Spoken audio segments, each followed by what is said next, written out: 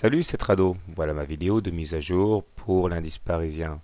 Magnifique séance aujourd'hui puisque nous arrivons à nous affranchir de plusieurs obstacles graphiques qui capaient les cours et qui maintenant mettent haussier et baissier d'accord. Alors beaucoup de choses à dire. Tout d'abord, nous avions ici un drapeau dessiné maintenant depuis quelques jours et dont je disais que la cassure par le haut libérerait un potentiel de hausse assez important, équivalent au mât du drapeau reporté au niveau de cassure. Ce qui, si le trade devait venir à son terme, eh bien, amènerait un mouvement au contact des 4200. Bon, naturellement, ça ne se fait pas en un jour, ce genre de choses, mais l'avantage de ce genre de trade, c'est qu'il fixe des objectifs très clairs. Par exemple, si on achète au contact de sur les niveaux actuels, eh bien, on peut mettre un stop loss, par exemple en dessous des 3705 ou même en dessous des 3600 et on aurait toujours un objectif très appréciable puisque l'objectif serait bien supérieur au potentiel de baisse. Nous avons donc du coup aussi d'autres éléments très intéressants comme un croisement moyenne mobile à 7 séances, moyenne mobile à 20 séances, je vais zoomer un peu, qui est également porteur de beaucoup d'optimisme puisque ça veut dire que beaucoup de traders qui travaillent sur ce genre de signaux vont arriver également. Excusez du peu en termes de terminologie japonaise, on a également quelque chose de très favorable qui est en l'occurrence ici un Marubozu vert. C'est-à-dire, je vous renvoie à la partie didactique du blog, hein, une longue bougie comme ça, avec quasiment pas de mèche, qui montre que les haussiers ont régné sans partage sur les marchés. Le MACD croît son signal à la hausse, le momentum passe en zone positive et le stochastique arrive à se hisser en zone de surachat.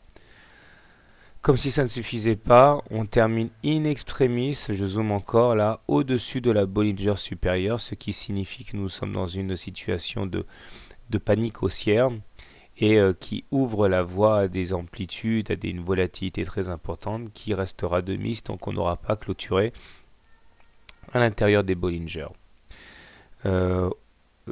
À remarquer également que cette clôture qu'on appelle T1, première clôture au-dessus de la Bollinger supérieure, se fait dans de bonnes conditions puisque la Bollinger supérieure et la Bollinger inférieure divergent, ce qui est donc parfait dans ce genre de configuration. J'ai dessiné un canal rose ici qui permettra de donner à la fois un objectif de hausse en canalisant la hausse, mais également qui pourra jouer le rôle de signal d'alerte au cas où on casserait par le bas ce canal baissier haussier rose. Alors, dernière chose, nous avons également un gap important à signaler ici, puisque entre le plus haut d'hier et le plus bas d'aujourd'hui, il y a une zone qui est non cotée.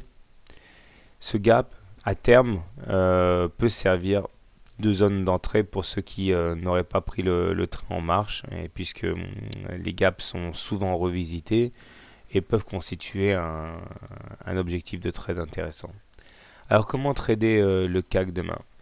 Si vous êtes haussier sur le CAC, j'imagine qu'il y a une foultitude d'options.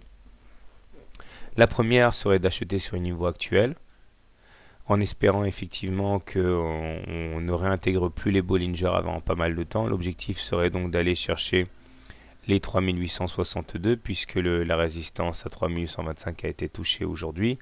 Donc les 3862 en intraday. Stop loss en cas de clôture à l'intérieur des Bollinger. Vous pouvez également trader la M7 ou la M20. Donc on achète au contact au plus près de la M7 ou de la M20. Stop loss en cas de clôture en dessous de la moyenne mobile concernée. Objectif récupérer la Bollinger supérieure en contact. Vous avez également la possibilité de trader le drapeau, j'en ai parlé, ça c'est plus du moyen terme. Donc acheter sur le niveau actuel, objectif les 4200, stop loss en cas de cassure des 3634. Puis également le canal rose, mais ça je ne vais pas en parler parce qu'il y a tellement de solutions qu'on va y passer une demi-heure. Si vous voulez par contre trader à la baisse, shorter le CAC. Alors, un truc qui est intéressant peut-être à faire, c'est de remarquer que nous sommes toujours à l'intérieur ici d'un vaste triangle noir que je faisais figurer déjà il y a pas mal de temps l'idée serait de penser que nous sommes en fait dans une fausse cassure et que bien au contraire nous allons faire une rotation à l'intérieur de ce canal noir, enfin de ce canal triangle noir. Donc l'idée ce serait de shorter, objectif les 3400 par là, stop loss en cas de clôture nette au-dessus du triangle noir, voire même en cas de constitution d'une bougie entière en dehors.